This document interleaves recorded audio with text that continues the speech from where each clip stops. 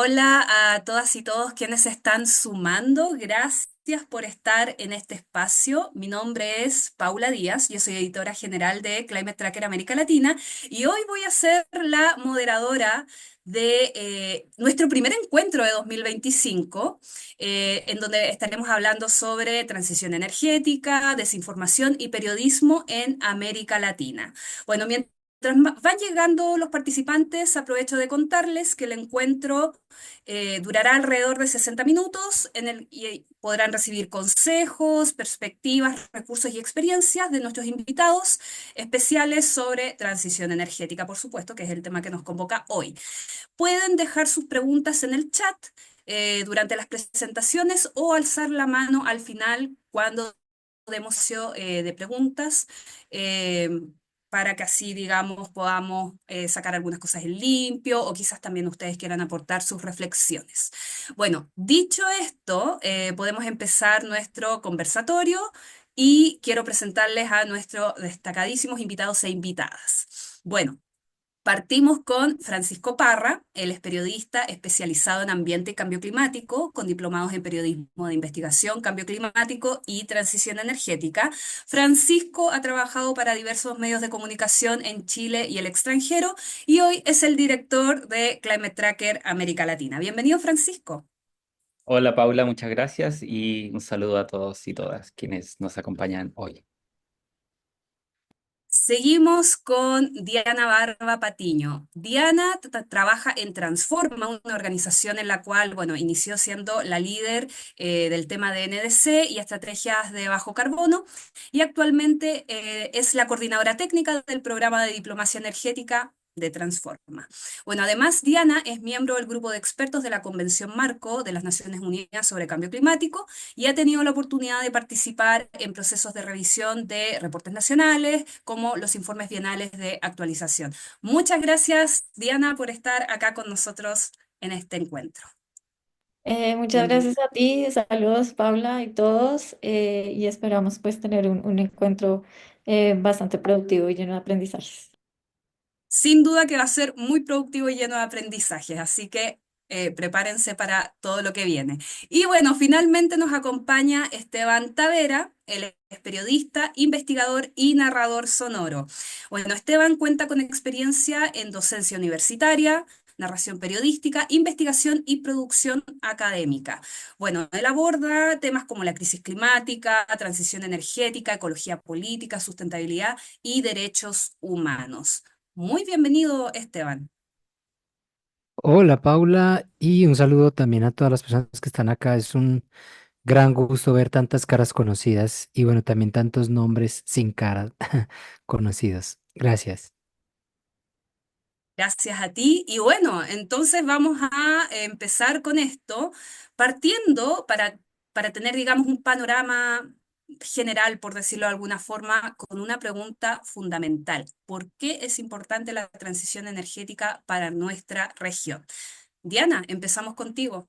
El escenario es todo tuyo.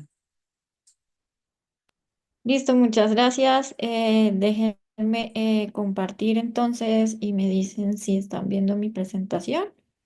Sí, vemos tu pantalla. Listo, denme 2 segundos entonces, porque creo que compartí. Más bien, sí, igual estaba.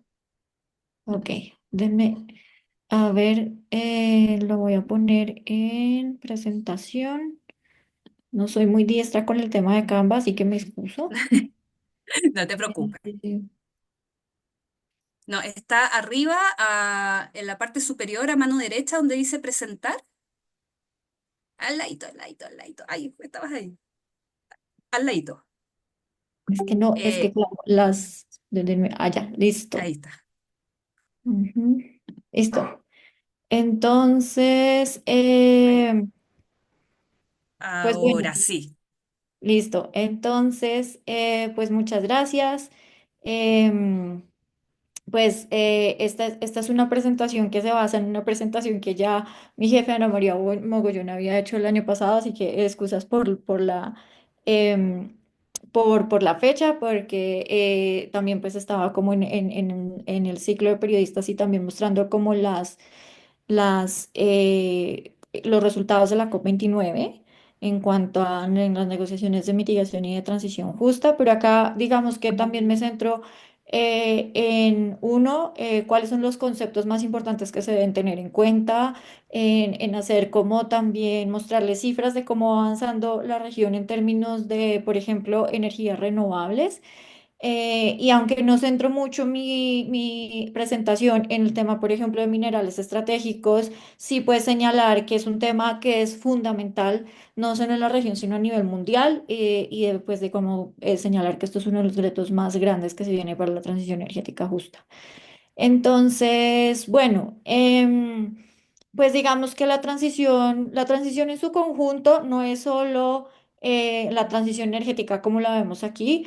Creo que lo importante de señalar es que la transición que se quiere ver y que se necesita, sobre todo para llegar a la carbono neutralidad y a no superar el umbral de aumento de la temperatura global de los 1,5 grados, es importante hacer una transición no solo energética, sino económica. Es importante hacer una transición del concepto de desarrollo como lo conocemos ahora. Entonces, esto implica que de alguna manera la forma como se produce la energía pues también cambie radicalmente. Pues digamos, en el último siglo hemos venido, pues el desarrollo se ha fundamentado en el uso de combustibles fósiles y definitivamente ese modelo de desarrollo nos ha llevado a la situación que tenemos ahora, a todos los impactos que se ven ya de cambio climático, por lo que entonces ahora necesitamos cambiar a la producción de energía que sea basada en fuentes renovables y ojalá no convencionales, es decir, que no sea precisamente enfocada en la producción de energía de estos grandes embalses, de grandes hidroeléctricas, sino también pues como de energías que sea no solo por tecnología, la energía solar, y la energía eólica, sino también el tema de cómo se hace una generación distribuida, es decir, cómo también en poblaciones donde hay como por ejemplo mucha radiación solar, se puede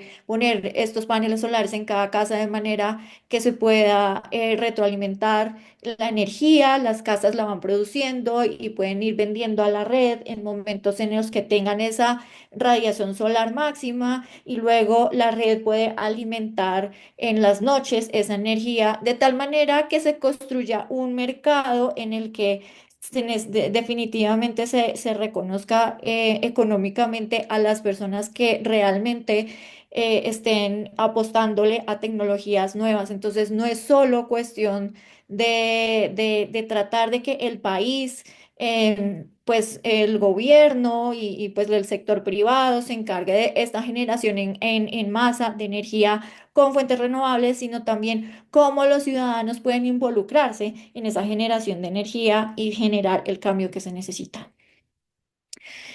Entonces, pues acá también vemos que hay una transición energética que tiene que darse, pero también está el componente de justicia de la transición energética, porque, pues digamos, hay varios aspectos que hay que tener en cuenta, sociales, económicos, culturales y ambientales.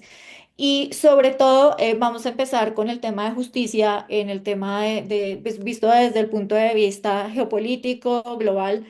Hay países que tienen mucha capacidad y mayor capacidad que los países en desarrollo, por ejemplo, a pesar de que regiones como por ejemplo la región latinoamericana, tiene como ya lo van a ver más adelante, realmente está generando su energía con fuentes ya limpias y que está avanzando en el reemplazo de esos combustibles fósiles que todavía se usan, por ejemplo, para la energía eléctrica. La matriz eléctrica de muchos países de Latinoamérica es bastante limpia, entonces pues es fundamental seguir avanzando en reemplazar los combustibles fósiles para la generación de la energía eléctrica, pero también pues de toda la matriz energética. Por ejemplo, cómo podemos ir avanzando para reemplazar ese combustible en sectores como el transporte. pero como les decía, los países desarrollados seguramente tienen mucha más capacidad y mucha más experiencia que lo que nosotros tenemos, a pesar de que tenemos gran potencial de desarrollar pues como las energías renovables para la generación. Em, pero pues también está el tema de esto, cómo va a impactar a las comunidades que dependen todavía de las economías fósiles, comunidades que, por ejemplo, aquí en Colombia dependen de pues, toda la producción de petróleo y de la actividad de hidrocarburos, incluso también comunidades pues, que dependen de la minería de carbón. ¿Cómo se les garantiza a estas comunidades que realmente se va a dar una transición de manera justa en la que se pueda empezar a pensar desde ya mismo cuáles son esas actividades a las cuales van a migrar y cuáles son las nuevas capacidades que se les van a generar para desligarse de esa dependencia? Entonces, eso es una mirada de justicia. Y la otra, y pues también es muy importante esto que se menciona, que es el reparto equitativo de los beneficios, porque también lo que se ha visto con la economía fósil es que pues, por ejemplo, las regalías, que son como esta especie de impuestos que se paga al gobierno por parte de las empresas extractivas, pues muchas veces esto realmente no llega a las comunidades o digamos, sí, como que al final el beneficio económico que le llega a las comunidades es mínimo. Entonces, lo que se necesita también un poco es hacer que durante la transición y ya cuando se implemente un modelo más amplio de las energías renovables, pues que no se repitan estos errores que se cometieron con el extractivismo. Y esto implica que precisamente haya un reparto equitativo de los beneficios, que realmente las comunidades no solo se vean beneficiadas en términos de la energía, sino también de los beneficios económicos de la generación de esa energía. Y también pues que, pues no sean afectadas en términos de ambientales, y que no se convierta, como decía la ex ministra de Colombia, Susana Muhammad, en el nuevo extractivismo. Entonces todo esto implica pues también tener un sentido de justicia no solo social, sino también cultural y ambiental. Entonces, ya a lo largo de la historia hemos participado y experimentado varias transiciones energéticas. Pues digamos, el tema es que ahora se está viviendo otro boom con el tema de las energías renovables, que no es algo nuevo en realidad, es algo que ya se viene trabajando décadas atrás, pero que ahora digamos que se están dando cada vez más las condiciones para que las energías renovables realmente se desplieguen y se desarrollen en la cantidad necesaria. Entonces, pues no es algo nuevo a lo que se tiene que enfrentar la humanidad, pues vino como la revolución industrial en donde la energía se generó en masa con combustibles fósiles, porque antes la energía, pues digamos que se producía de manera muy focalizada con combustibles como la leña, como el aceite, y ahora pues entonces está teniendo esta nueva transición. Entonces, digamos que esta nueva transición junto con esta revolución que estamos teniendo de la inteligencia artificial y de todo lo que se puede aprovechar en términos de tecnología para la digitalización de la generación de energía, pues esto compone otra gran nueva revolución, y es un momento único que está viviendo la humanidad en cuanto a transición, pero no es, digamos, el único que ha vivido. Entonces, pues ya les comenté de lo que se necesita para transitar, por qué es importante en términos de justicia. Y acá, pues digamos, también quiero un poco enfatizar en lo que les dije al principio, el por qué necesitamos transitar. Pues porque estamos en una situación en la que nos puso en la producción y el consumo de combustibles fósiles, en el que ya estamos viviendo. Ni siquiera es algo como las proyecciones que se tienen de los impactos que se van a tener a largo plazo en el 2070 o en el 2100. Ya lo estamos viviendo, ya estamos viviendo realmente los impactos y pues digamos como la pérdida exacerbada de la biodiversidad, el tema de cambio climático.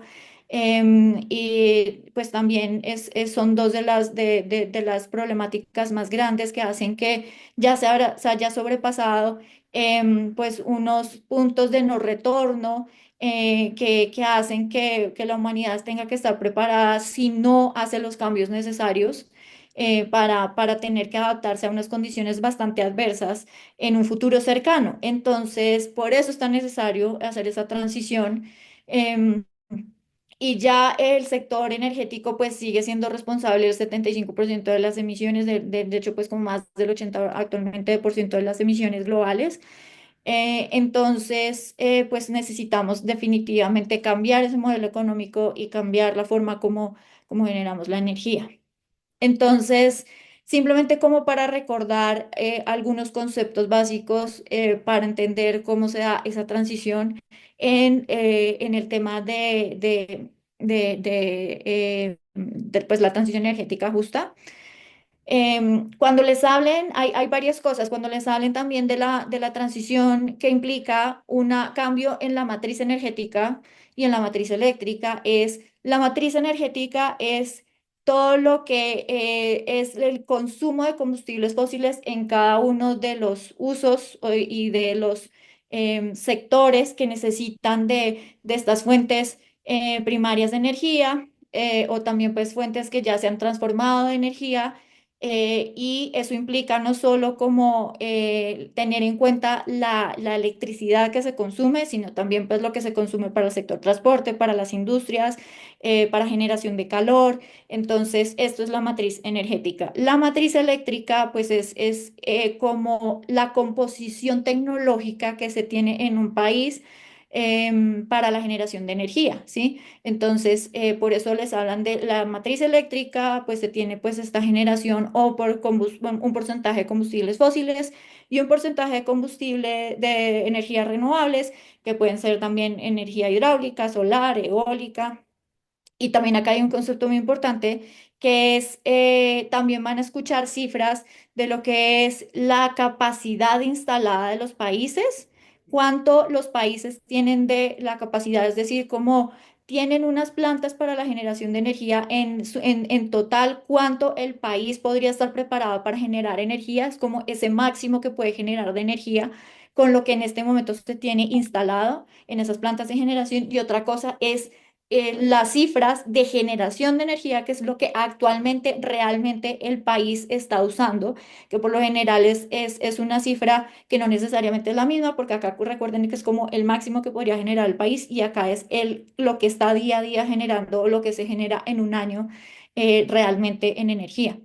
Y en términos de intensidad energética, es pues toda la energía total que se consume por una unidad, que puede ser una unidad de población o una unidad de riqueza económica como el Producto Interno Bruto y lo que se quiere, esto para contextualizar como las metas globales que en este momento se busca alcanzar, es lo que necesitamos es mejorar estas cifras de la energía consumida por unidad económica o por población o incluso también, pues también, pues, digamos, como por otro tipo de variables, como por ejemplo alguna variable relacionada con un producto específico, como por ejemplo la producción de acero o la producción de otro tipo de manufactura en los países. Y aquí, pues entonces, recordar que en la COP28, en la Conferencia de las Partes de la Convención Marco de Naciones Unidas para el Cambio Climático, que se llevó a cabo en 2023 en Dubái, se llevó a un hito muy importante dentro del Acuerdo de París.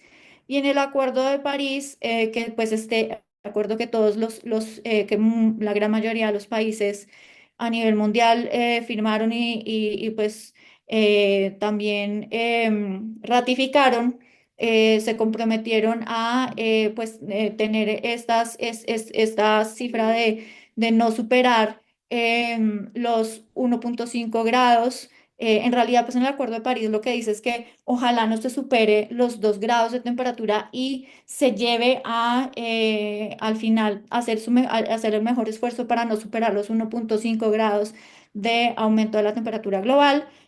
Pero pues adicionalmente a eso que aparece en el Acuerdo de París, en el balance mundial se refuerza eso y se dice definitivamente los efectos que vamos a tener con si sobrepasamos los 2 grados de aumento de la temperatura van a ser mucho más graves, entonces necesitamos seguir apuntándole al 1,5. Entonces, aquí aparece este concepto del balance mundial, que es el proceso de revisión de cómo vamos en el país, en el Acuerdo de París, en la implementación, qué necesitamos reforzar.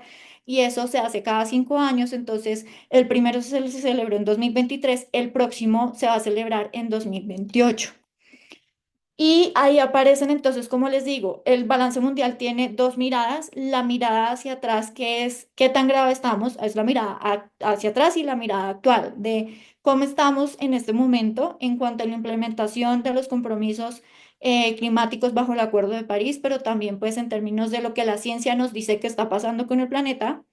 Y lo segundo es la mirada prospectiva, que es definitivamente cuáles son los compromisos que necesitamos tener todos los países pues con una mirada hacia un horizonte de tiempo de no muy largo plazo. Por ejemplo, en el primer balance mundial del 2023 se dieron unos compromisos hacia 2030 que todos los países deberían pues como ponerse de acuerdo para cumplir en términos de adaptación y resiliencia, financiamiento climático, transición energética, reducción de emisiones, o sea, las acciones de mitigación. Y pues con todo hay un paquete de señales que se da específicamente y se entrega a los gobiernos para que se hagan estos esfuerzos en conjunto. Con respecto a la transición energética justa, entonces, recordarles que hay un paquete de energía dentro de esa decisión del balance mundial. Entonces, después de hacer la revisión, que digamos, esto es un proceso que empieza 2 años antes de su adopción. Entonces, este proceso del balance mundial inició en 2021, donde también se recibieron insumos del panel intergubernamental de expertos de cambio climático, que son pues toda la comunidad científica alrededor de la investigación sobre el cambio climático y sus impactos. Entonces, se recibieron recomendaciones del IPCC y no solo del IPCC, sino de muchas instituciones que se encargaron de estudiar durante 2 años cuáles son las recomendaciones más importantes que se deberían tener para empezar a tener esta probabilidad tan alta, que en este momento cada vez es más alta, de superar los 1,5 grados. Entonces, salió uno de los hitos más importantes, es este párrafo 28 que tiene que ver, que es llamado el paquete de energía. Hace un llamado a triplicar a nivel mundial la capacidad que se tiene en este momento instalada de energías renovables, duplicar la tasa de mejora de la eficiencia energética, que es esto, es simplemente cómo mejorar esto que yo les mostraba de la intensidad de energía, es decir, la energía consumida por unidad económica o por otro tipo de unidad. Se necesita mejorar eso, porque lo que quiere decir es que como países estamos usando de una manera óptima la energía. Entonces necesitamos ir cada vez aumentando esa forma como estamos usando, la forma eficiente como estamos usando esa energía. También necesitamos eliminar el uso de carbón. Y también pues empezar a tener esfuerzos para eliminar instrumentos económicos que de alguna manera también siguen siendo importantes para darle continuidad a la economía fósil, como los subsidios ineficientes a los combustibles fósiles. Pues digamos que hay toda una discusión de lo que quiere decir subsidios ineficientes o no, que pues esto da para otra conversación, pero lo que quiere decir acá es que pues en realidad todos los subsidios a los combustibles fósiles tendrían que salir en algún momento, pero hay algunos subsidios que si están dirigidos a poblaciones vulnerables son los últimos que tendrían que salir para garantizar una transición energética justa. Pues hay otro tipo de metas importantes, como por ejemplo También pues hacer todo lo posible por reducir las emisiones de otros gases que no sean el principal gas, que es el gas del dióxido de carbono que viene de la quema de combustibles fósiles, pero hay otros que tienen un impacto muy fuerte como el metano, que viene de actividades ganaderas, y también pues de actividades como la misma producción de petróleo. Entonces pues también se da esa señal de trabajar en esto. Entonces, cuando se le dice, cuando escuchen esto de ¿qué quiere decir la meta de triplicar a nivel global esto de las fuentes renovables de energía y duplicar la eficiencia energética? Esto se basó también en un estudio que habían hecho varias instituciones, pero sobre todo en la Agencia Internacional de Energía e IRENA, que es la agencia precisamente que maneja todo el tema a nivel global de las energías renovables. Identificaron que lo que se necesita es triplicar para poder mantenernos por debajo de los 1,5 grados, triplicar la capacidad instalada de energías renovables que se tenía en el año 2022. Esto implica que se debe tener, que en el 2022 se tenía más o menos como unos 3.000 y más gigavatios, y se necesita llegar a unos 11.000 gigavatios en 2030. Eso es muchísima energía, eso es pues digamos que esto no quiere decir que todos los continentes y todos digamos, como que todas los países tengan que contribuir de manera, pues como igual a esta gran meta global, sino que tiene que haber una distribución equitativa de esa meta, que como más adelante también les mostraré.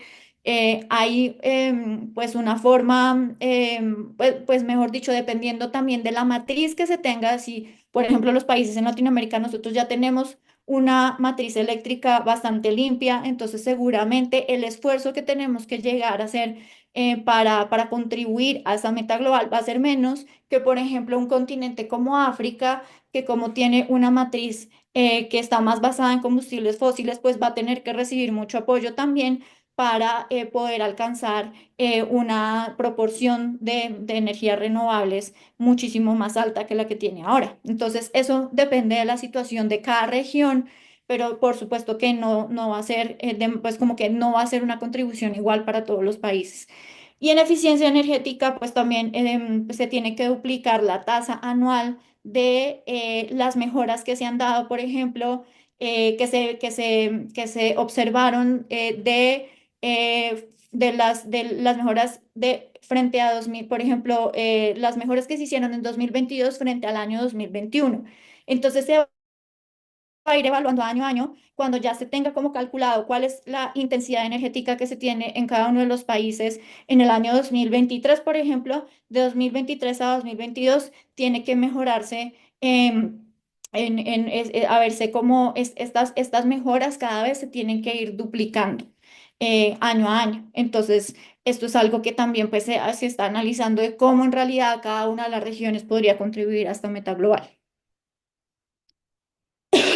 Entonces, hay desafíos y hay oportunidades, porque dentro de los desafíos está también pues el tema de los recursos, el tema de inversiones que se tiene que hacer para poder cumplir con estas metas globales y generar una transición energética justa. Y pues también ahora les voy a dar la cifra de lo que se necesita invertir, por ejemplo, en América Latina. En América Latina, sobre todo, el problema que tenemos es que hay países que tienen marcos regulatorios sólidos en temas energéticos, pero hay otros que necesitan mejorar mucho. Y apenas estamos avanzando en cuanto a cómo generar unos marcos regulatorios y habilitantes para que realmente las energías renovables pues avancen, y también temas como por ejemplo como un ecosistema, pues como el tema de habilitar la inversión extranjera. También nos falta mucho avance en eso en la región, pues por diversos temas. Entonces, pero de todas maneras somos una región que tiene mucho potencial, tenemos muchos recursos naturales en términos de viento, pues digamos, todo el tema de intensidad solar, que deberíamos aprovechar. incluso también pequeñas centrales hidroeléctricas que pueden ser sostenibles y que no tienen necesidad de tener estos impactos gigantes que tienen los grandes embalses. Entonces, pues también ahí como región también tendremos una oportunidad muy grande.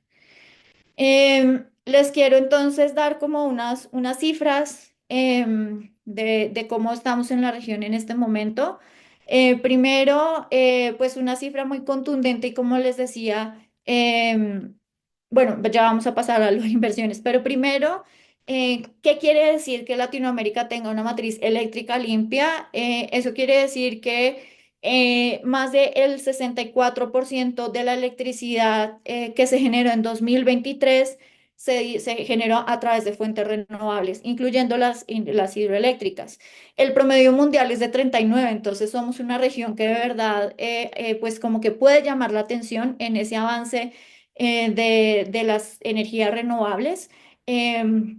Y que también países como Uruguay, Chile y Brasil están liderando todo el tema de ya la implementación de grandes proyectos de energía eólica y solar. Nos falta a muchos otros países avanzar en ese tema, pero la región realmente es una región que puede posicionarse para poder contribuir con esa meta global, por supuesto. Entonces, también está el tema de que si nosotros, digamos que para el objetivo 2050 de llegar a una carbono neutralidad, por decirlo así, o para llegar a un cero neto de emisiones, que es precisamente llegar casi al mínimo de emisiones generadas en el sector eléctrico, lo que se necesitaría es aumentar más o menos unas 1.500 gigavatios de capacidad instalada para llegar a una capacidad de generación del 85% y tener una capacidad instalada del 82%.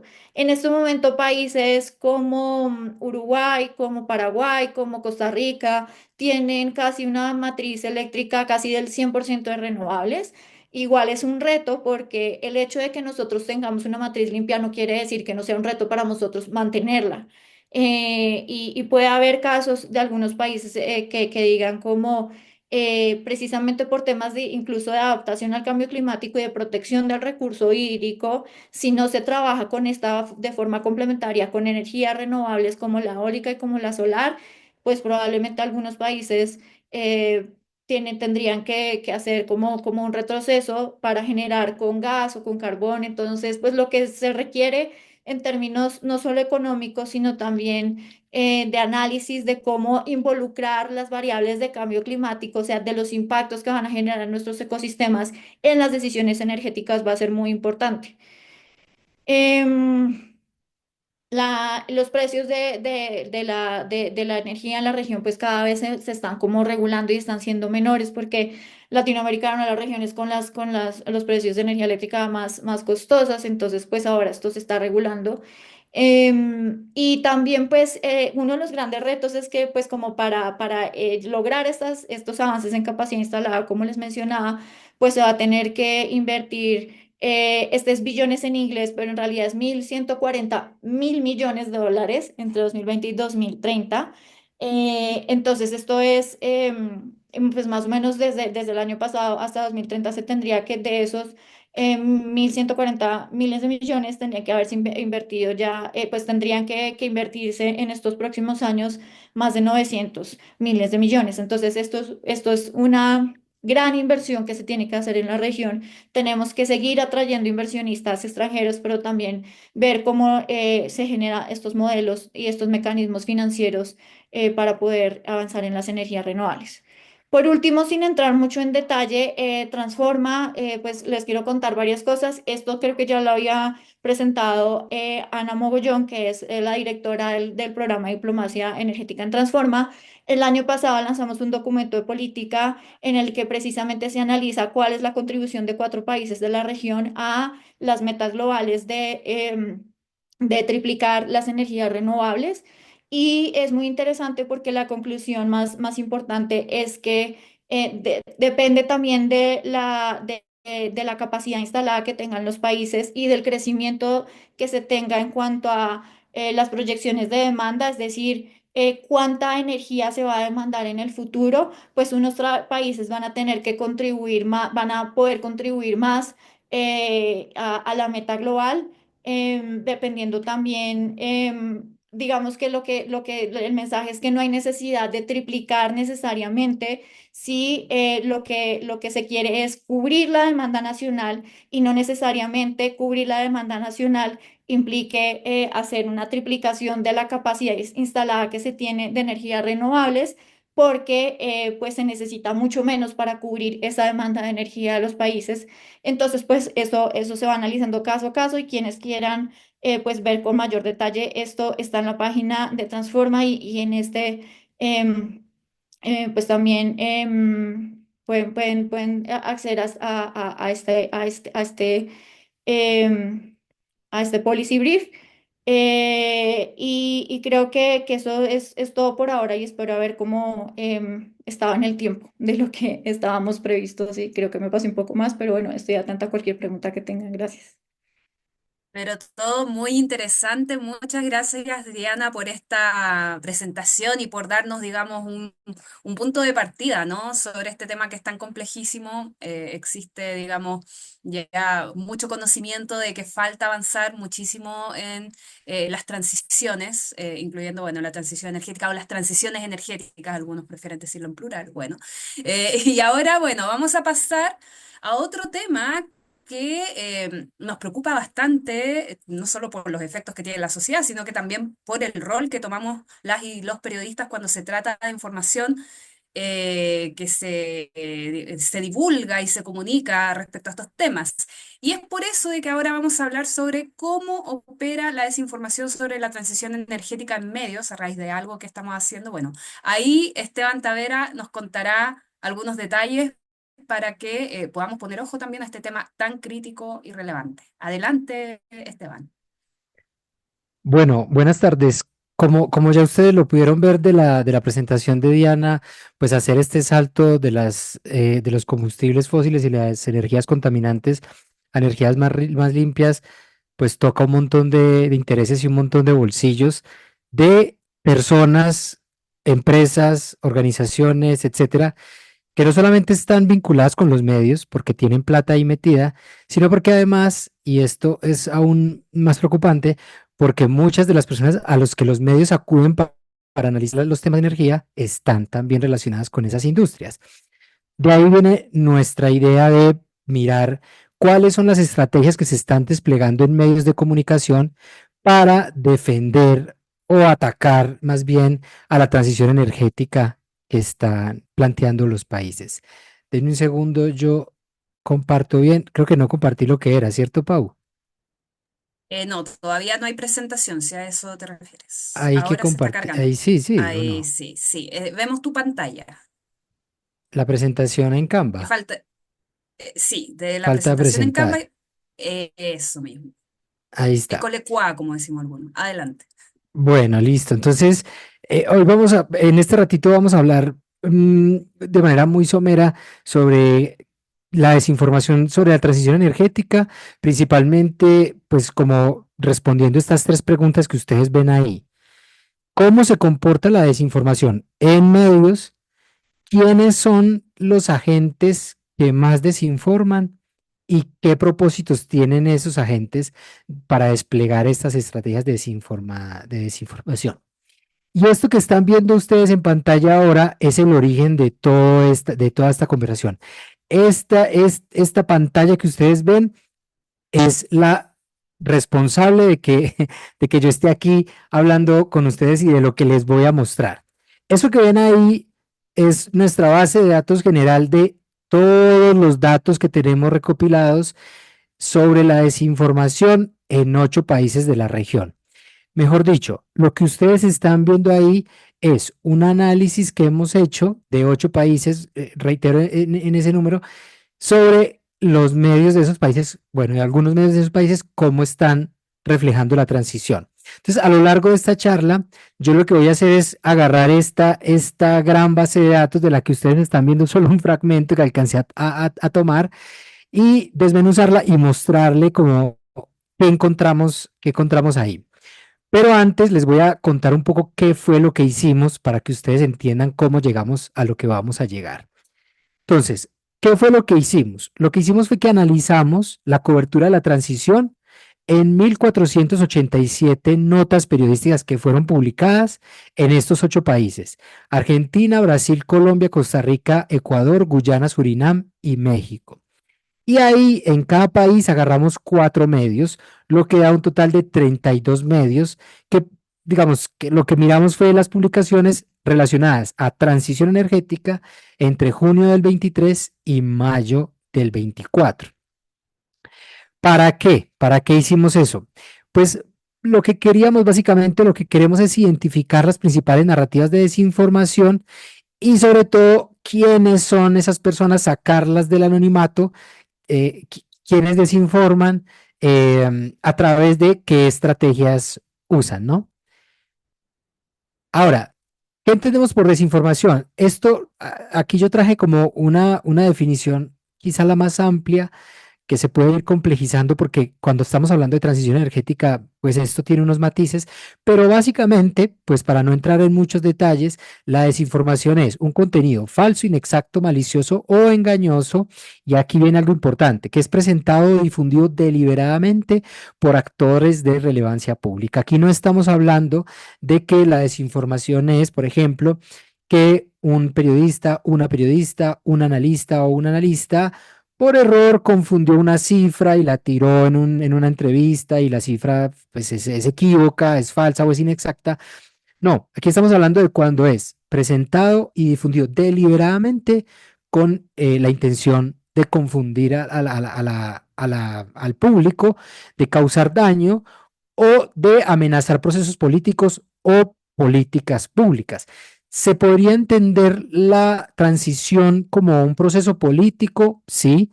Y como una política pública, pues en muchos países sí.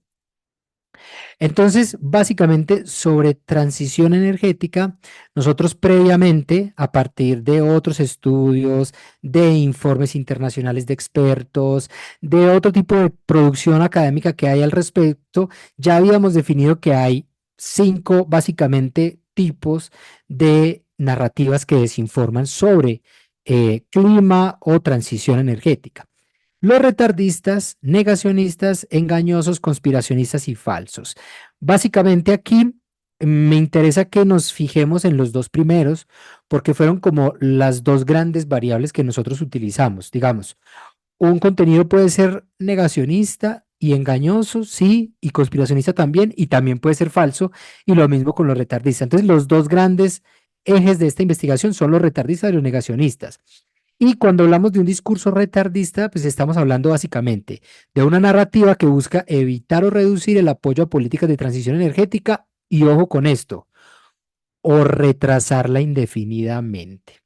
Entonces, claro, de ahí viene su nombre. No es solamente que las personas no se adhieran a esas políticas de transición, sino que también es armar argumentos o armar estratagemas argumentativos para presentar la transición como algo que en el fondo nunca debería pasar.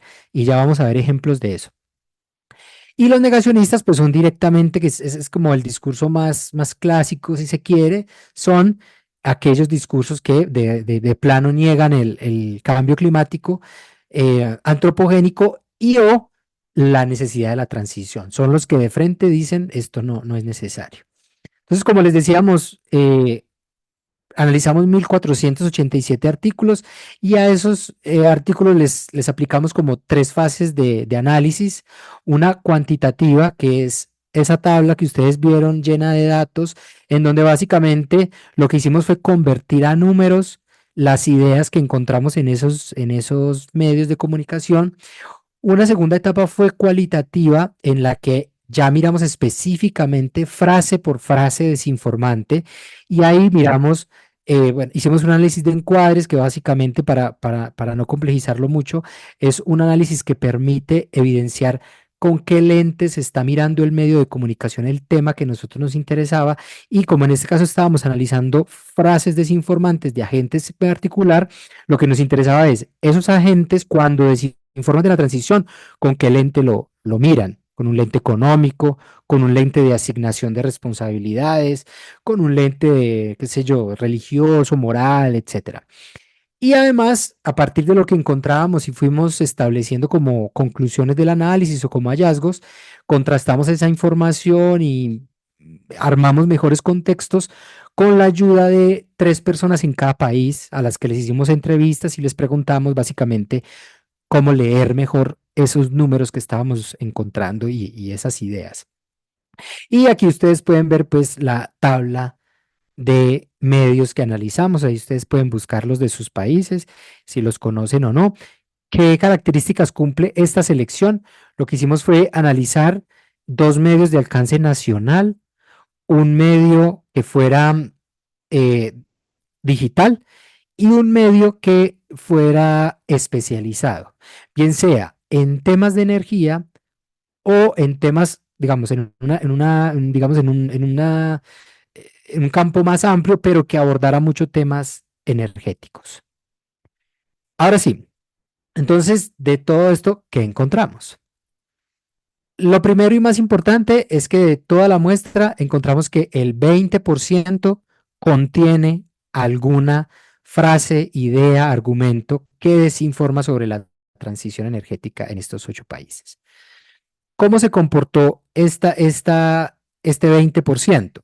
El país en donde más cantidad de desinformación encontramos es Colombia, luego está Brasil, siguen Argentina, México, Ecuador y Costa Rica, Guyana y Surinam se quedan como en el grupito de los que menos desinformación tienen. Sin embargo, ya ustedes van a ver que esto pues se explica de unas maneras muy interesantes.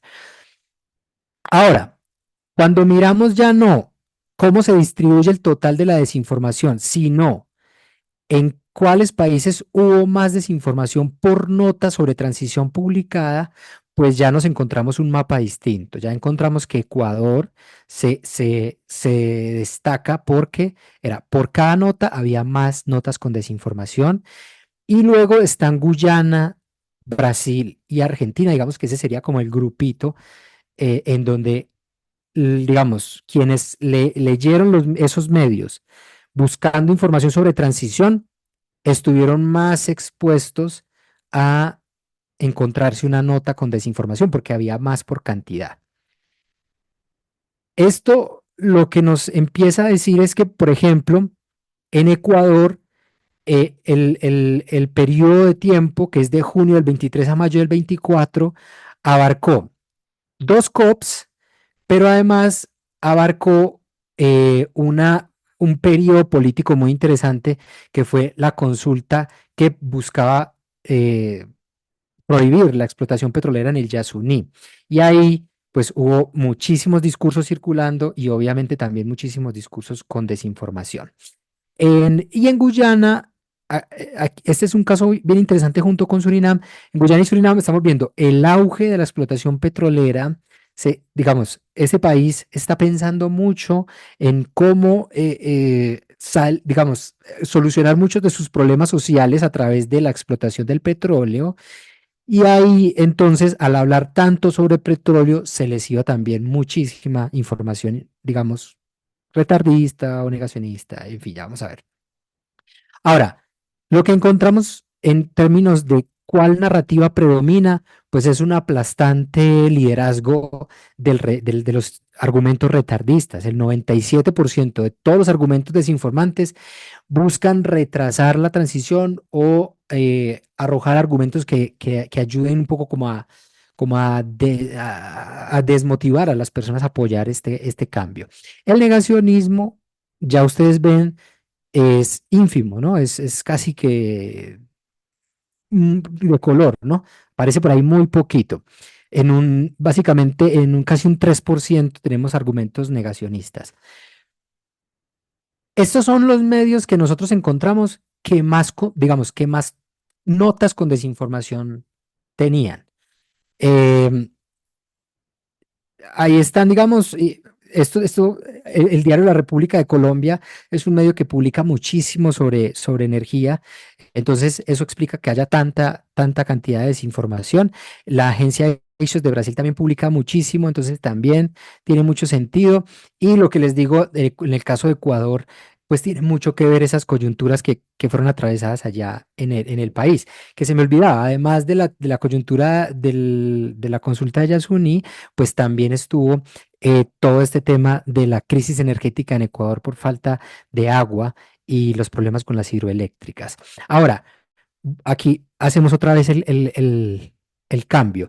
Cuando ya miramos es no por cantidad de notas, sino por la proporción de notas con desinformación según las notas que publicó cada medio, ya ahí nos encontramos que Surinam y Brasil se llevan, digamos, el primer lugar con, con el con los porcentajes más altos de desinformación.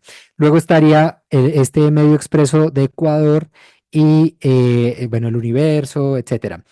Entonces ya ustedes van a ver que la República, a pesar de que es el medio que tiene más notas con desinformación, publica tanto que su promedio pues empieza a bajar.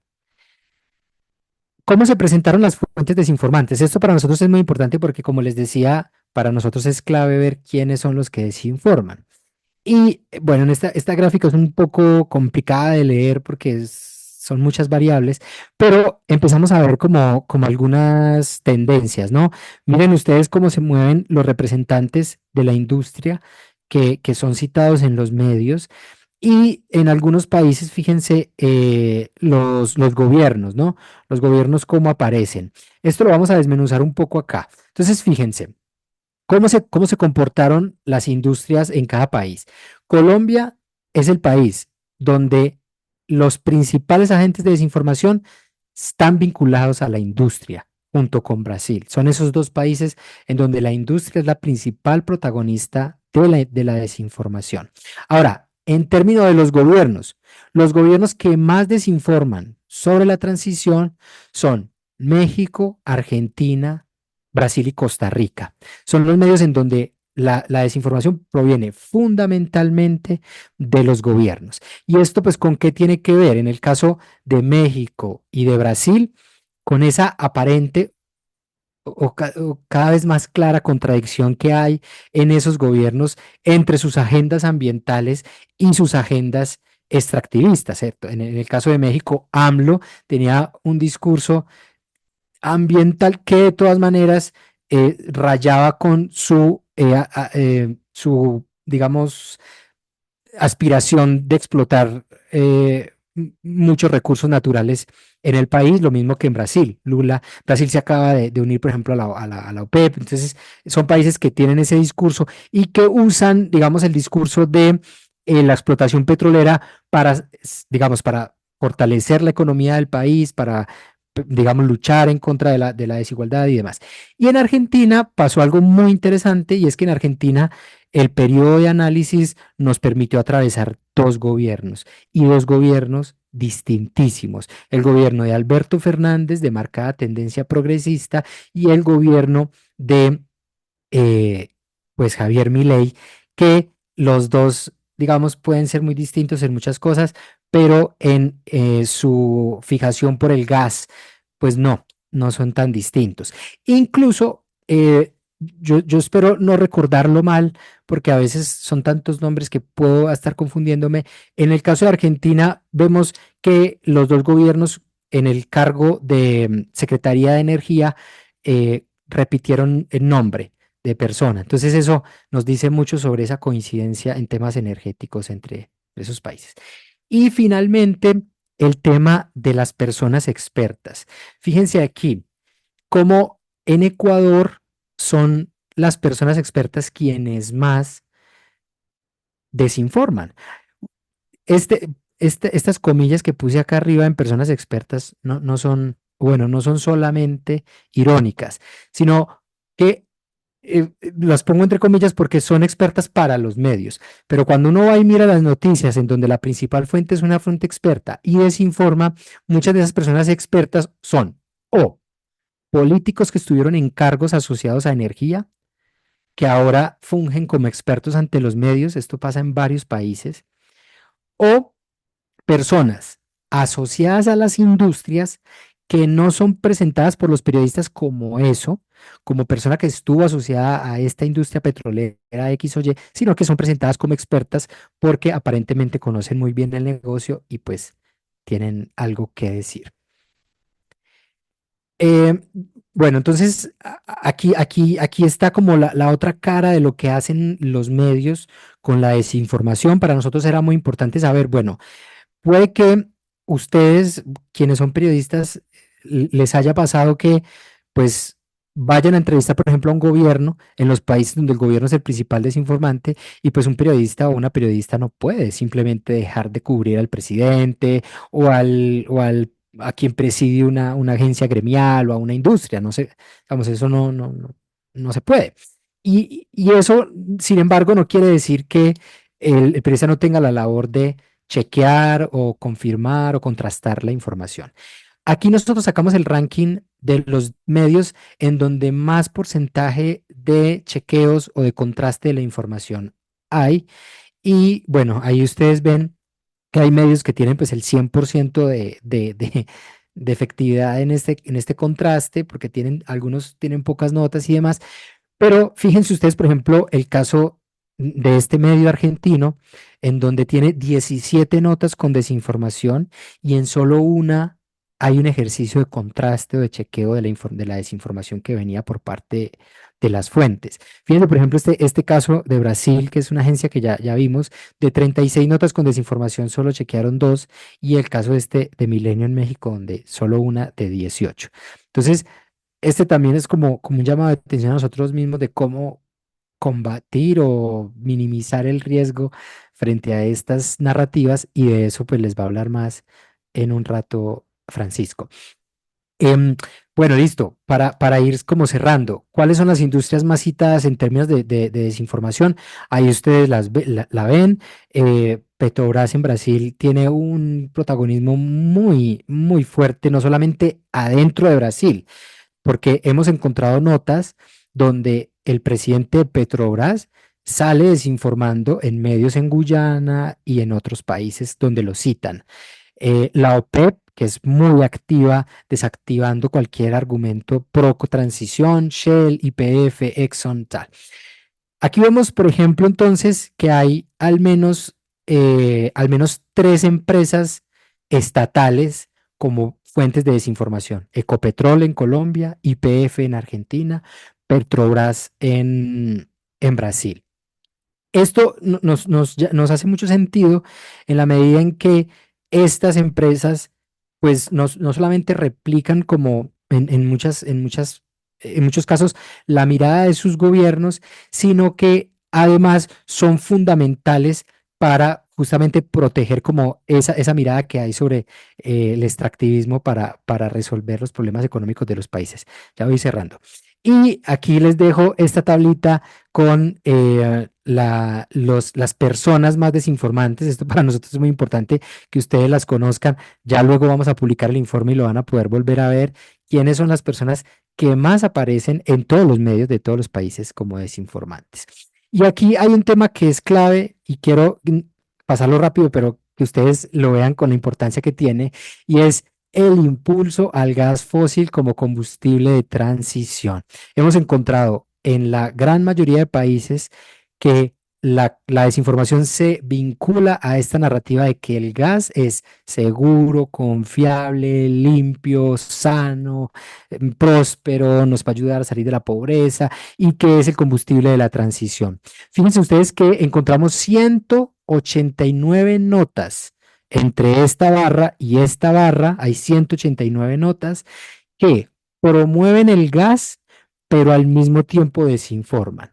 Fíjense ustedes que eso no ocurre en todos los casos. Hay notas, por ejemplo, miren estas barras más oscuras, donde hay notas que promueven los fósiles, promueven el gas, promueven el petróleo, pero no necesariamente acuden a argumentos falsos o desinformantes. No, aquí hay 189 notas que sí lo hacen y son 189 vinculadas al gas como tal. Entonces, fíjense, esa relación. Y hemos notado en todos los países una relación muy establecida ya que hacen los medios entre los beneficios económicos de la explotación de combustibles y la defensa de estos.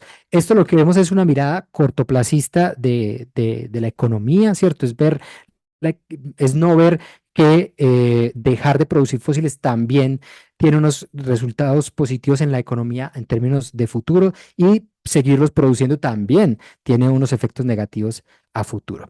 Algunas conclusiones simplemente para dejarlos em, ir, aquí una ya las menciona, entonces voy a ir pasando. Em, el caso de Guyana y Surinam. A nosotros nos pareció llamativo que en Guyana y Surinam, como se está hablando tanto de la explotación petrolera, allí pues todavía las discusiones sobre energía no van tanto hacia el tema de la transición. Y hay una analogía que a mí me parece muy interesante y que yo espero que salga más claramente de mi cabeza de lo que está. Y es que así como en otros países se está hablando de este tema de la justicia de la transición, en estos países esa discusión todavía no ha llegado, pero sí hay una muy parecida que es la justicia en la retribución de beneficios de la explotación. Entonces, fíjense ustedes que van en otro sentido esas discusiones. Allá se está hablando desde cómo la explotación petrolera les va a ayudar a un país más justo económicamente, mientras en estos países se está hablando más es de cómo la transición se hace sin dejar a nadie atrás. Yo quisiera sobre todo resaltar estas cuatro palabras para que ustedes las tengan muy presentes. La palabra segura, la palabra confiable, la palabra lenta y la palabra progresiva son los adjetivos que más se repiten para desinformar sobre la transición y eso coincide con esta mirada del retardismo. Listo. Yo creo que esas serían las conclusiones que si quieren más adelante en este conversatorio podemos profundizar. Muchas gracias y disculpen ahí los minutos que me robé. Muchas gracias, Esteban, por esta interesantísima presentación y ya vimos que ha generado mucha expectativa. Hay muchas preguntas para ti, pero quizás las vamos a resumir. Bueno, tú vas a resumir la respuesta al final en el bloque de preguntas, pero sin duda se viene esto en mayo, los lanzamientos. Vamos a tener, bueno, pueden participar de manera virtual y también presencial. Así que atentos y atentas a nuestras plataformas, es decir, clametraquelatam.org y a todas nuestras redes sociales. Bueno, ahora sí pasamos a hablar sobre herramientas y recursos para cubrir la transición energética, considerando lo que ya hemos visto, ¿no? No hay avances sustantivos en muchos casos, además nos enfrentamos con la desinformación, entre muchos otros desafíos y problemas y obstáculos, o como queramos decirle. Así que para eso, Francisco, te damos la palabra y muchas gracias desde ya. Muchas gracias, Paula. Gracias, Diana, por la presentación. Gracias, Esteban. Qué bueno saber también el interés que está teniendo la investigación de desinformación. Ahí hay mucho que decir al respecto. Yo me voy a centrar en algunos aspectos y voy a pasar un poquito rápido porque estamos un poco pasados del tiempo. Están viendo mi pantalla, ¿cierto? Sí, se está cargando. Ahora sí. Eh, Listo. Yo quería hacer un repaso bien expedito, en verdad, de un poco de lo que son las coberturas periodísticas para la transición energética, pero quería partir por esto, un breve repaso por un par de estudios que se han lanzado en los últimos años respecto a cómo se está comunicando el cambio climático en general. Ahí después les vamos a compartir las presentaciones, ustedes van a poder acceder a los links, ahí están incluidos, pero voy a resumirlos básicamente. Esto es resumen en una línea de estudios que están publicados en papers. Es como un poco lo que no se hace, pero lo voy a hacer solo para en esta ocasión. ¿Qué sabemos? Sabemos que el miedo no conduce frente a lo que se solía creer, que la comunicación que se basa en el miedo no conduce a la motivación ni a la acción, sino que todo lo contrario conduce a la ansiedad. La gente se siente ansiosa cuando se le comunica cosas que dan miedo y motiva la inacción. ¿Qué sabemos? Sabemos también de que la gente, cuando se les pregunta respecto a las políticas climáticas, tiene tres preocupaciones muy específicas y muy concretas. cuál es la eficacia de esas políticas, cuál es el impacto distributivo que tienen y cómo van a afectar el interés propio. ¿Y qué sabemos? Y esto es un complemento a todo lo que presentó Esteban, que la exposición a la desinformación puede erosionar los efectos positivos de la cobertura científica. Y ese estudio es bastante interesante porque lo que se hizo con con focus group, se expuso a gente a coberturas de periodismo científico, después se les expuso a mensajes desinformantes y se vio cómo los mensajes desinformantes terminan erosionando el efecto positivo que tenía la cobertura científica. ¿Qué sabemos respecto de las coberturas de transición energética? Nosotros hicimos un análisis hace un par de años respecto a cómo se cubre transición energética en América Latina. ¿Qué tenemos? Es poco frecuente que se expongan las causas de hacer una transición al punto de que el 6% de las noticias que nosotros analizamos define qué es la transición. Esto es 6% de noticias, no 6% de medios. Sabemos que las principales fuentes que se utilizan son gobierno y empresas, que hay una gran desproporción de fuentes masculinas frente a fuentes femeninas, básicamente por cada mujer que se cita como experta aparecen 4 hombres, que el encuadro económico es el más frecuente, que la gran mayoría de las piezas periodísticas no tienen explicaciones científicas y que la mayoría de las noticias son simples. ¿Qué entendimos nosotros para ese estudio como simples? Se basan en un solo hecho o en un solo evento. ¿Qué es? Ustedes podrán decir lo básico de una noticia. No, ¿qué es una noticia? Es un hecho, un evento novedoso que tiene relevancia, etcétera. Pero aquí es donde quiero plantear la pregunta de qué podemos hacer y si es que basta solo con informar los hechos. La transición energética es como un proceso, como bien explicó Diana, que no solo involucra como cambios tecnológicos, sino también cambios políticos, cambios económicos, cambios sociales. Y es ahí donde el periodismo, creemos, puede desempeñar un papel clave para informar, analizar, generar debate respecto a las decisiones energéticas que finalmente van a impactar en todas nuestras sociedades. La cobertura, sabemos que tiene grandes desafíos, la falta de especialización, influencia de discursos que buscan retrasar la acción climática, como bien explicó Esteban. Eh, Basta con informar los hechos, basta con tener esa noción clásica del periodismo para eh, enfrentarse a desafíos tan grandes como el cambio climático y la transición energética. Muchos medios siguen pensando, siguen teniendo esta visión del periodismo de cambio climático, el periodismo climático, como un tema más dentro del mundo de las ciencias. Verán ustedes como en secciones tradicionales, como el contenido de clima está dentro del contenido de ciencia. Em, Sin embargo, para nosotros, como, tal como lo es la democracia, tal como es la defensa de los derechos humanos, la protección del planeta y de nuestras vidas en él debería ser ya un marco desde el cual opera el periodismo.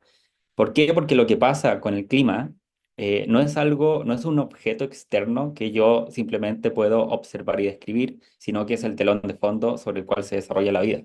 Entonces, es ese esfuerzo, ese cambio de chip, el que requiere esfuerzo, requiere reflexiones, requiere capacitaciones, que aprendamos, que ampliemos el alcance de nuestras investigaciones y que seamos capaces de cuestionarnos nuestras propias rutinas periodísticas.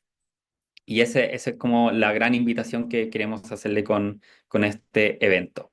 Esta es una cita que a mí me gusta mucho por lo que dice, que es para que el periodismo tenga impacto, tiene que influir en el comportamiento y las políticas públicas.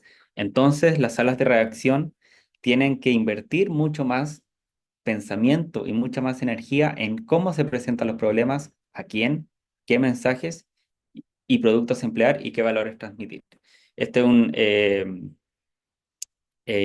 informe de periodismo climático que hizo European Broadcasting Union, como todo, casi toda la información relacionada a cambio climático, peca un poco a veces de eurocéntrica, pero bastante de lo que está en ese informe son cosas que nosotros también hemos visto en América Latina y que se replican en nuestra región. Eh, y como ven, creo que el tema es cambiarnos, salir un poco de la lógica tradicional desde el cual aprendimos a hacer periodismo lógica tradicional, pero la lo grande del desafío invita como a pensar un poco por fuera de la caja. Entonces, ¿qué podemos hacer? Y esto es como un mega resumen de algunas recomendaciones que hemos ido recopilando a lo largo de los años. Primero es que quedan muchísimas historias por contar. En todos sus países, en todas sus ciudades, en sus comunas, como le llamen como al territorio más pequeño en sus países, siempre hay historias que quedan por contar. ¿Qué podemos recomendar? Comprender el contexto local y el contexto regional. ¿Qué quiere decir eso? Analizar las políticas públicas, investigar, contextualizar los marcos regulatorios que tienen sus países, identificar los avances, los retrocesos, las brechas para implementar la transición energética. Actores claves. ¿Quiénes son? ¿Quiénes son los sectores que están involucrados? ¿Quiénes son los gobiernos? ¿Quiénes son las empresas? Eh, las comunidades afectadas, las organizaciones sociales que trabajan, las ONGs que trabajan en temas de energía, los académicos que trabajan en temas de energía. Como un mapa de actores siempre es clave cuando uno quiere cubrir estos temas. Factores económicos y sociales que impactan. ¿Cuál es el impacto de la transición energética en la economía del país? Por ejemplo, o sea, lo que decía Esteban con la desinformación. Mucho de los argumentos de la desinformación en Colombia tienen que ver con la economía por el rol que tiene tanto el carbón como el petróleo en la economía del país hoy día. Entonces, claramente esas son discusiones en el marco de la transición energética y es necesario entenderlas. Superar los vacíos del periodismo energético en el sentido de los problemas que ya sabemos que tiene. Hay falta de especialización y es que la mayoría de los periodistas no cuenta con la capacitación técnica en temas de energía y eso obviamente dificulta todo.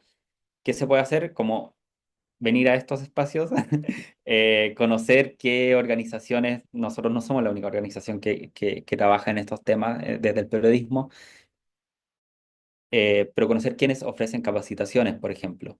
Eh, ¿Qué más sabemos? Sabemos que hay un predominio de fuentes gubernamentales y empresariales. Entonces, son esas voces oficiales las que dominan la cobertura, mientras que las comunidades afectadas y los expertos independientes tienen menor presencia. Y aquí llamo la atención sobre el punto expertos independientes, incluidos académicos, que son probablemente la gente que más sabe de transición energética y que no son necesariamente la gente más citada en los medios de comunicación. ¿Qué sabemos también? El enfoque económico y la inmediatez. Ahí obviamente uno no puede por sí solo como cambiar la rutina periodística de un medio tradicional, decirle que no vaya a cubrir al ministro, no. Pero uno puede buscar dentro de su propia realidad, dentro de su realidad que te toca cubrir una nota de 300 palabras, intentar darle una perspectiva distinta que no deje de lado las dimensiones ambientales y sociales. O si trabajo en una sección económica y tengo que hablar de economía, entonces habla de economía y de los impactos de no hacer la transición. A veces cuando decimos que la mayoría de las coberturas son económicas, como un poco una crítica que deja de lado el impacto ambiental, como lo es una crítica, pero también lo es en el sentido de que la cobertura económica, en su gran mayoría, y lo vimos en el análisis que hicimos, es una cobertura de negocios. Es Ecopetrol diciendo que hay tantos miles de millones de dólares en el mar Caribe colombiano y que si es que no se explota se pierde. Uno puede hacer una cobertura económica chequeando esos datos, por ejemplo. Estrategias para fortalecer las coberturas también tienen que ver con nuevas narrativas, periodismo de datos, periodismo de soluciones, que esto no vamos a tener mucho tiempo de abordarlo, pero es una metodología que creo yo le hace muy bien al periodismo. Creo que viene a darle mucha vida y sanar muchas cosas que tiene el periodismo.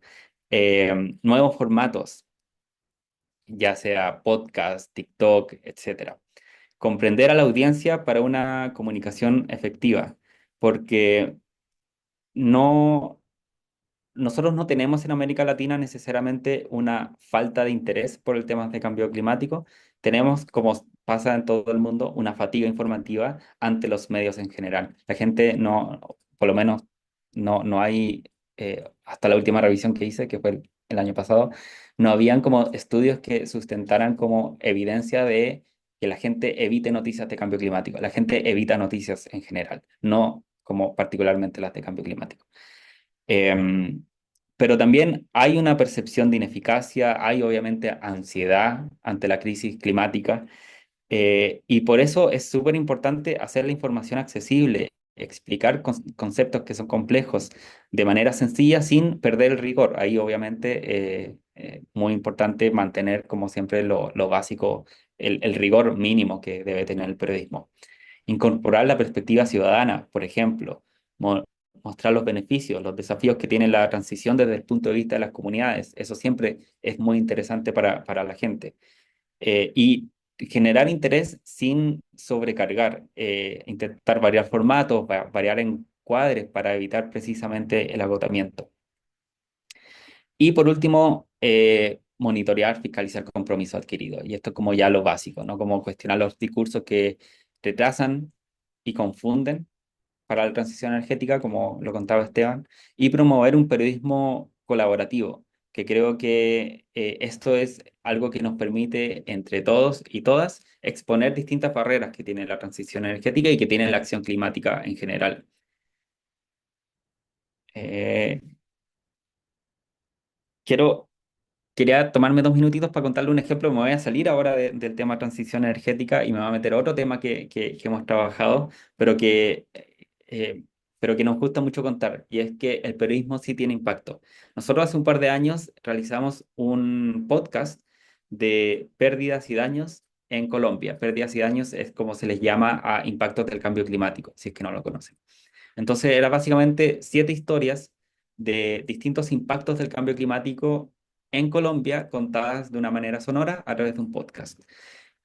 Uno de esos capítulos de un podcast que se desarrollaba en la Guajira colombiana tenía una protagonista que hablaba sobre la erosión costera y cómo ella y su comunidad habían estado midiendo cuánto iban perdiendo de playa, básicamente. Estoy como súper resumiendo. Eh, Ese capítulo fue escuchado por una abogada, que es Erika Castro de Colombia, y ella no conocía ese caso, se interesó por ese caso y se contactó con nosotros, se contactó con la periodista que fue la autora de ese podcast, llegó hasta la comunidad y ellos con su organización decidieron llevar el caso hasta la CIDH en Washington para demandar al Estado colombiano. Y esto es un caso que a nosotros nos gusta mucho contarlo porque, y también como muy ¿cómo se dice? Como au- Autorreferente. autoconvicción de que lo que hacemos funciona, de que sirve para algo, tanto esfuerzo. Y es que, claro, el periodismo, aunque a veces a uno se le pierde de vista esto, tiene un propósito. Y creo que esto es un buen ejemplo. Como estamos cortitos de tiempo, me voy a saltar esa diapo y que, como resumen, nuevos formatos y nuevas narrativas, diversidad de fuentes y enfoques, periodismo con sello regional y local, y eso es también lo interesante de contar historias de temas tan grandes como el cambio climático y la transición energética. Uno puede hacer una historia local que se enmarque dentro de una historia mucho más grande. Eh, Hacer un periodismo crítico y multidimensional, y con esto siempre decimos lo de evitar el túnel de carbono, no lo conocen, es básicamente mirar el cambio climático como único y gran problema de nuestras vidas, único y gran problema ambiental de nuestras vidas, que es un gran problema, pero no es el único problema. El CO2 no es el único problema que existe. Eh, y pasar del catastrofismo clásico al periodismo de soluciones. Entonces, ahora sí, en síntesis. Eh, la ciudadanía entiende la gravedad del problema que estamos viviendo, y es ahí donde creemos que el periodismo puede ayudar a comprender de mejor manera el tema. Y eso tiene que ver con pensar, tratar de ponerse en la cabeza de quienes van a recibir el contenido que producimos, pensar en nuestras audiencias. Todos los estudios muestran que falta diversidad de fuentes y enfoques en las coberturas mediáticas, sobre todo en estas de cambio climático. Entonces, pensar en nuevas narrativas. Pedirle cuentas al poder es como, funciona esa perro guardián como básico del periodismo. Y está bien, como obviamente hay que cubrir eso. Pero contar la historia completa no es solo decir lo que está mal, sino que también es decir qué es lo que se puede hacer. Y ahí entra lo de hablar de las soluciones. Y que la aproximación clásica del periodismo, de reportar los hechos, no es suficiente simplemente, porque ya no se trata, y esto no se trata de dejar de ser imparcial, se trata de entender el rol que puede jugar el periodista en la crisis que estamos viendo actualmente. ¿Qué rol puede jugar el periodismo y qué rol pueden jugar los medios de comunicación? Educar, traducir contenido, concientizar sobre el problema, resaltar las soluciones que funcionan y las que no, y comunicar a los gobernantes con la ciudadanía, exigirle cuentas al poder. Con eso termino. Muchas gracias. Muchísimas gracias, Francisco, por esta inspiradora, esperemos que haya sido así para ustedes, presentación, porque bueno, yo creo que sintetizaste muy bien todas las lecciones y aprendizajes que hemos adquirido a lo largo de los distintos programas de Climate Tracker sobre transición energética y tal cual, o sea, la diversidad, la pluralidad, tener enfoques variados, ir a comunidades para que no siempre sean las empresas o las fuentes de gobierno, las principales, digamos, fuentes de información. Entonces hay muchos desafíos en ese sentido, en América Latina y el Caribe en general. Bueno, entonces ahora sí pasamos a la sección de las preguntas. Lamentablemente Diana se tuvo que retirar por otros compromisos, pero bueno, ya pudo responder a varias preguntas, algunas de carácter más técnico, y vamos a empezar con unas preguntas que veo en el chat, que de hecho son para Esteban. Y tenemos un tiempo acotado, así que les pedimos que si hay alguien más que quiere pedir la palabra, por favor que sea breve, preciso y conciso, ¿vale? Bueno, Esteban, eh, hay mucho interés respecto a la investigación y una de las preguntas que ha surgido es ¿cuáles fueron los criterios para escoger a los países y por qué, por ejemplo, no está Venezuela o Perú? Y aprovecho de juntarla con otra pregunta que hace Edelman Enríquez, que dice, ¿consideras que estas narrativas de desinformación son más visibles o están más relacionadas a periodos políticos, gobernantes, campañas presidenciales? Adelante. Bueno, voy a empezar por esta última. Sí, los discursos de desinformación sí están muy relacionados con los ciclos políticos que llevan los países y eso pues es muy interesante porque lo que estamos viendo es que en estos países que pudimos ver, ya la transición energética, ya los temas de energía pues pasaron de ser unas discusiones de nicho, pasaron de ser unas discusiones solamente ancladas a la producción, a la entrada de divisas, etcétera, a ser discusiones políticas como lo que realmente son. Entonces, eso lo que nos está diciendo es justamente que ya la energía entró con toda la fuerza al escenario de la política y claro que sí, en la medida en que van aumentando las discusiones en términos políticos, pues la desinformación va aumentando. Quiero hacer aquí un paréntesis, perdón, un asterisco para hablar del caso en Colombia, que es bien particular, porque en Colombia, de todos estos 8 países que tenemos, pues es el único país en donde el gobierno, para bien o para mal, es el principal abanderado del discurso pro transición energética y contra los combustibles fósiles. Entonces, aquí en Colombia lo que pasa es que cada vez que el gobierno, sea el presidente de la República, sea alguna de sus ministras o de sus ministros, hablaba en contra del petróleo o hablaba a favor de la transición, los medios respondían con una, digamos, oleada de eventos o de artículos sobre la transición energética. Entonces ahí, digamos que definitivamente el ritmo de la política también marcó el ritmo de la discusión sobre energía. Y sobre el criterio para elegir los países, yo quisiera que fuera Fran el que respondiera, porque Fran estuvo más de cerca con esa planeación y él lo puede resumir mejor. Sí, Primero es que, claro, siempre nos pasa con este tipo de investigaciones que nos gustaría hacerlas lo más amplias posible. Y lamentablemente la capacidad humana y financiera no es infinita, tal como este mundo, este planeta tampoco lo es, y no siempre podemos como cubrir todos los países. Entonces, la selección de países tuvo que ver netamente por los lugares donde nosotros veíamos que las discusiones de transición energética tenían como ciertas particularidades que eran muy interesantes de estudiar en términos de desinformación. Nos interesaba mucho el caso de Colombia, por lo que acaba de decir Esteban, la posición del gobierno de promover la transición energética. Nos interesaba mucho Ecuador, por el caso del Yasuní.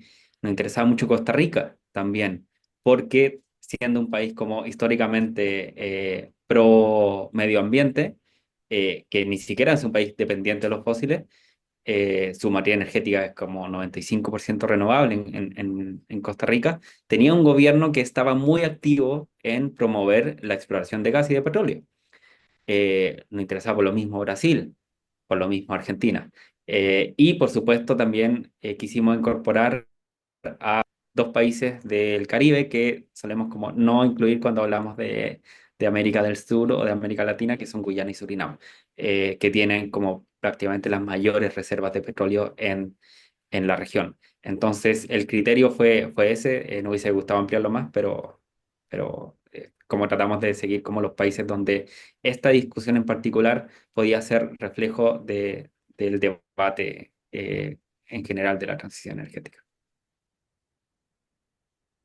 Bueno, gracias a ambos. Ahora voy con una pregunta de Felipe Fontesilla que dice, a mí me gustaría saber cómo posicionar contranarrativas de forma estratégica, cosa que se pueda permitir la entrada de las realidades e historias de las comunidades.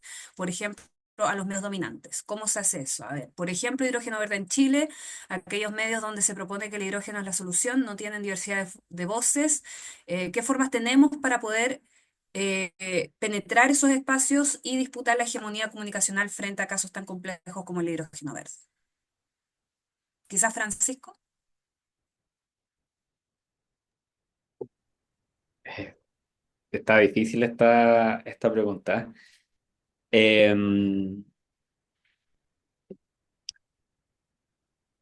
Yo creo que una opción, si entiendo bien de dónde viene la pregunta, Felipe, el interés tiene que ver con posicionarse en medios tradicionales, ¿no? Como posicionar la voz de las comunidades. Eh, yo creo que es algo que puede ir por acercarse a los periodistas de esos medios tradicionales. Nosotros solemos hablar mucho de los medios tradicionales y yo personalmente no tengo como, no odio los medios tradicionales ni nada, porque creo que yo creo que hay buen periodismo en todos los medios. Hay buen periodismo en medios tradicionales, hay buen periodismo en medios independientes, hay buen periodismo en medios alternativos. Y eso pasa muchas veces por el periodista.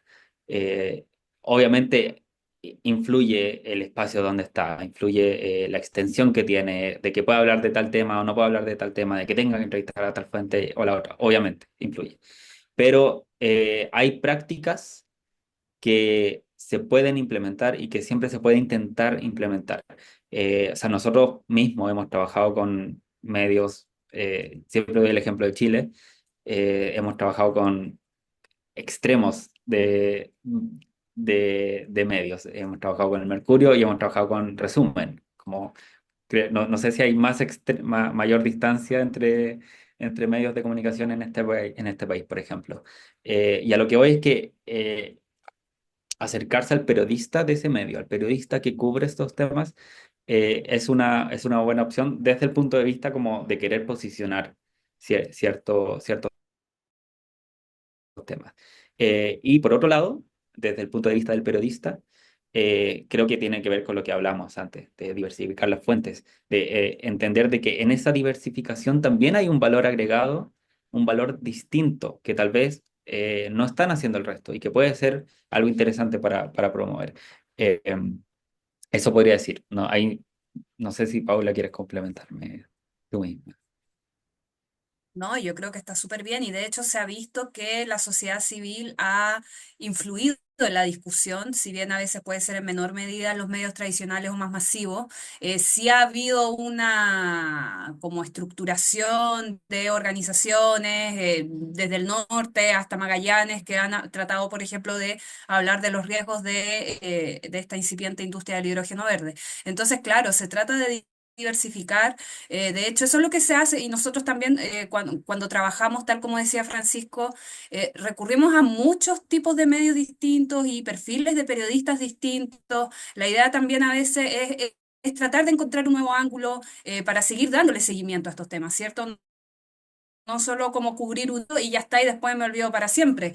Pero a veces también pasa de que ocurre que cuando uno presenta el conflicto de una manera como típica, por decirlo de alguna forma, eso puede aburrir a la gente y es como, ah, más de lo mismo. Entonces, ¿cómo puedo cambiar ahí la narrativa? ¿Cómo puedo, no sé, yo creo que hay incluso hasta ponerse creativos también las redes sociales, quizás no solo depender tanto como estas típicas notas periodísticas informativas, a veces puede ser un periodismo más narrativo para contar cómo se vive en un territorio, el desarrollo de esta industria que, con todas las promesas que se lanzan, ¿cierto? Y bueno, y las redes sociales también, las narrativas digitales, todas esas cosas también ayudan un poco a hablar de estos temas, pero es bien complejo porque claramente no hay una sola receta.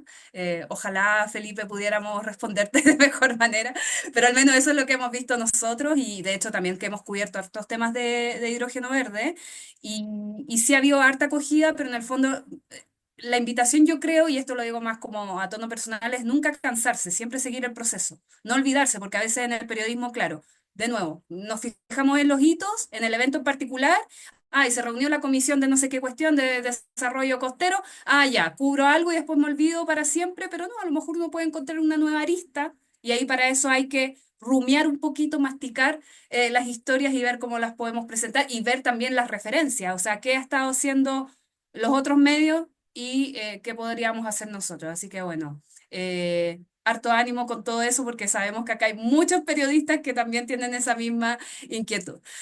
Bueno, aquí hay otras preguntas. Mira, hay preguntas muy interesantes y les agradecemos también por todos los comentarios y reflexiones y cosas que nos cuentan de sus países. Sin duda hay mucho para hablar, sobre todo, bueno, en América Latina siempre pasa de todo. Y aquí Mari Ángel pregunta, ¿cómo posicionar investigaciones académicas que proponen soluciones sin tener que invertir en grandes agencias de comunicación? ¿Quién quiere responder?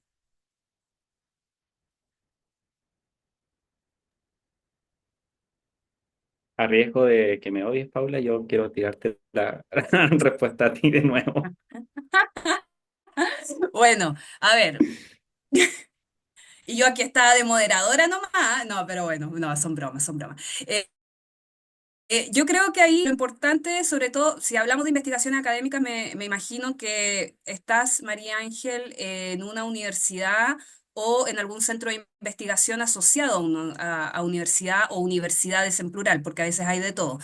En esos casos, y yo sé que esta respuesta es como muy obvia, pero es muy importante siempre tener departamento de comunicaciones, ¿ah? Porque muchas veces, y uno lo ve mucho en la comunicación de la ciencia, que es mi ámbito preferido, porque en este ámbito me muevo, que claro, no se invierte en formar equipos de comunicaciones o porque a veces tampoco hay recursos. Entonces ahí hay que tratar como de ver a qué periodistas, digamos, podemos recurrir para no tener que contratar agencias de comunicaciones, que a todo esto muchas veces, y esto al menos ha pasado acá y yo lo he visto muchas veces, que las agencias de comunicación, como no necesariamente tienen periodistas especializados, a veces resulta un desastre la comunicación de las investigaciones o requiere mucho trabajo, mucha supervisión, lo cual obviamente cambiaría si tú tienes conformado un equipo de comunicaciones donde al menos hay un periodista. Siempre es muy importante tener periodistas, no solo comunicadores de ciencia, por ejemplo, sino que también periodista que piense como periodista, que tenga experiencia como periodista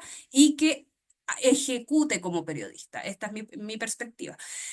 ¿Por qué? Porque claramente eso puede ayudar a través de comunicados de prensa, de gestión de prensa, de enviar ciertas cosas como exclusiva, ofrecer exclusivas o embargo, y eso, digamos, te trae beneficios en el mediano y largo plazo. Ahora, si no, y lo que también pasa que muchas veces, no sé de qué país eres, María Ángel, pero probablemente es muy parecido a lo que pasa acá en Chile, que a veces ya queda como al ahínco y tiempo y energía de los propios investigadores e investigadoras tener que hacer la gestión de prensa, que obviamente no es lo ideal, porque ya tienen suficiente con su trabajo, pero, eh, pero establecer relaciones de confianza y fluidas lo más posible con periodistas es clave para poder, digamos, poder comunicar estos temas. Y obviamente de manera respetuosa, siempre muy receptivos y hacerle entender, digamos, a las y los periodistas que si hay alguna duda, pueden siempre recurrir a ti de nuevo, conversar contigo, cosa de que realmente se establezca una relación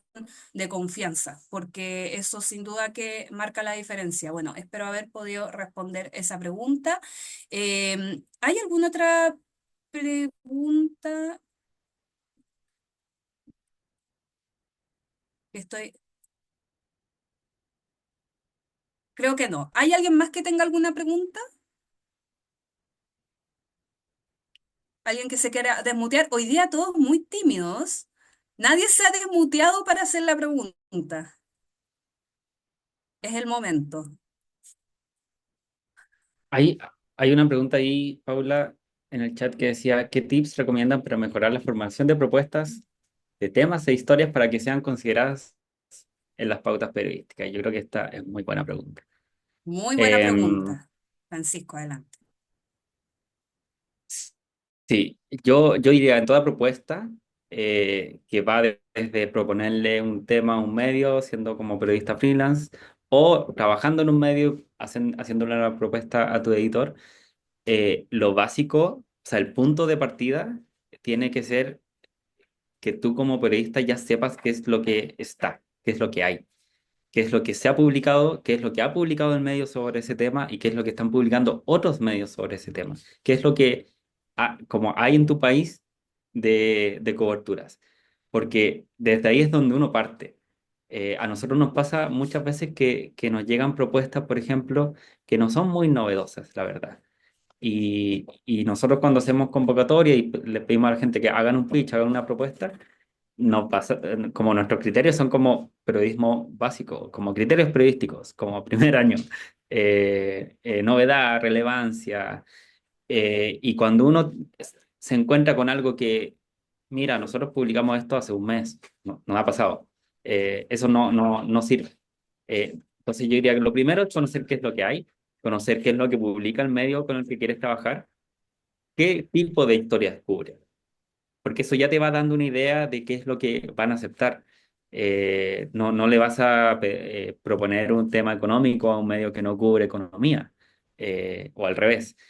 Eh, entonces, siempre buscar como ese gancho nuevo, ese aporte nuevo a la discusión, que para mí siempre como que esto es muy personal, como que a mí siempre me atrajo mucho eso del periodismo, como que uno siempre tiene que estar buscándole una nueva arista, una nueva mirada. Tú no puedes como publicar cosas, proponer historias que ya están, que ya se saben, como siempre tienes que incorporar algo nuevo. Entonces, eso como obligarte a, tal vez voy a mirar este problema desde esta otra perspectiva, desde la que no se está abordando, te da precisamente el valor agregado que te falta para tener una buena propuesta de historia. En el fondo ponerse creativos. Y no sé, hacer todo un trabajo, y porque también uno después como periodista tiene su zona de confort, ¿cierto? Y uno ya tiene sus propios sesgos, entonces, ay, ¿por qué aparezco con la mano levantada?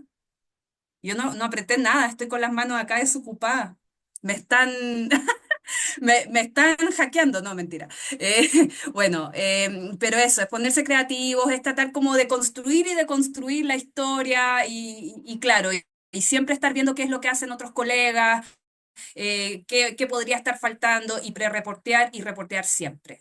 Así que bueno, muchas gracias Iván por la pregunta. Yo creo que ya hemos llegado al fin del fin.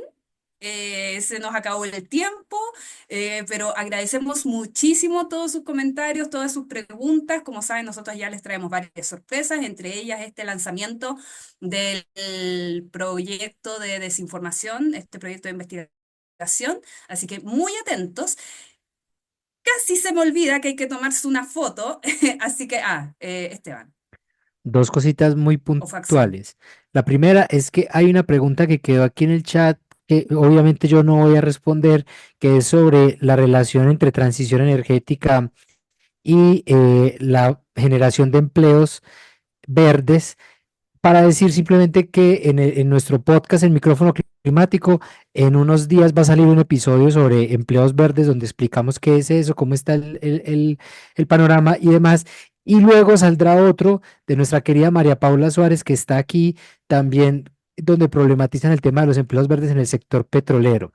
Y la última es que, bueno, ya Génesis lo puso, el lunes 17 de abril, del lunes 17 abrimos las inscripciones para los eventos sobre desinformación y transición energética, para que quienes estén en las ciudades donde los vamos a presentar se inscriban, vayan, si están en Bogotá, pues allá nos conocemos, nos tomamos un café y nos comemos algo rico.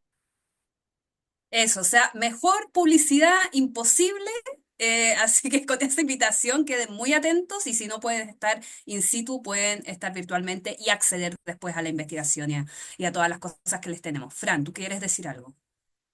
Sí, solo para volver a repetir, va a ser todo en mayo, Bogotá, Quito, Sao Paulo, Buenos Aires. En esas cuatro ciudades estaremos lanzando la investigación. Aprovecho a agradecer porque la veo aquí en pantalla a Meggy, que está con nosotros, nuestra investigadora de Brasil. Tremenda investigación en Brasil. La van a poder ver, escuchar a ella también en el lanzamiento en Sao Paulo. Esa invitación quería dejar nomás. Así que ahora sí, sin nada más que agregar, por favor les pedimos que enciendan sus pantallas, que se peinen, que se pongan lindas, lindos, chulos o como lo digan en sus países. Eh, y bueno, ahí Gene, tú nos puedes ayudar a tomar la foto y con las directrices para que quede este recuerdo. Ay, me encanta todos peinándose, porque antes muerta que sencilla. Ya, ahora sí. Eh, ya va, un segundo. Ajá, ahora sí. Creo que tenemos que tomar 3 fotos, así que aguanten la sonrisa un poquito. La primera, 1, 2, 3. Ok, ahora la segunda.